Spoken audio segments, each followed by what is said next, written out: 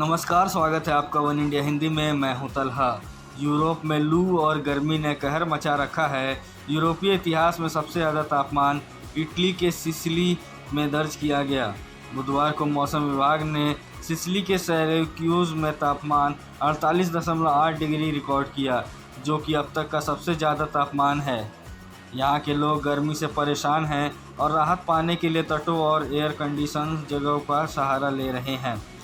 अगर दुनिया का मौसम विज्ञान संगठन इसे मान लेता है तो ये 1977 के एथेंस के 48 डिग्री सेल्सियस के पिछले यूरोपीय रिकॉर्ड को तोड़ देगा। रिपोर्ट्स के मुताबिक भूमध्य सागर से ट्यूनीशिया और अल्जीरिया तक फैले भीषण गर्मी के बीच ये तापमान सामने आया है। इटली की सरकार ने आपातकाल की घोषणा की है। तुर्की और ग्रीस में इस विनाशकारी आग की चपेट में हैं। 48.8 डिग्री तापमान को सिसिली के सिराक्यूज़ में एक स्टेशन पर मापा गया था और इसी द्वीप के मौसम विज्ञान अधिकारियों ने इसकी पुष्टि की। आपको बता दें कि वैसे जुलाई में भी यूरोप के पश्चिमी हिस्से में टेम्परेचर सामान्य से ज़्यादा दर्ज किया गया था।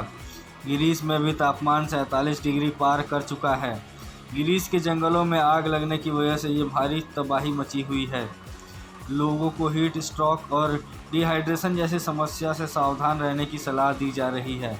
निक ग्लॉज की रिपोर्ट के मुताबिक 3 साल के लेखन और अंतिम स्वरूप को मंजूरी देने के लिए 2 हफ्ते की आभासी बातचीत के बाद जलवायु परिवर्तन में अंतर सरकारी पैनल की छठी आकलन रिपोर्ट इस बात की पुष्टि करती है कि हर महाद्वीप और हर महासागर में पृथ्वी की जलवायु में परिवर्तन हो रहे हैं। समुद्र की गर्मी की मात्रा इस सदी के बाकी हिस्सों में बढ़ती रही और उत्सर्जन कम होने पर भी ये सिलसिला 2300 तक जारी रहने की संभावना है। ये निष्कर्ष निकालने की कार्बन डाइऑक्साइड उत्सर्जन खुले समुद्र में अम्लीकरण का मुख्य चालक है और ये कम से कम 26,000 सालों में किसी भी समय की तुलना में तेज़ी से बढ़ रहा है।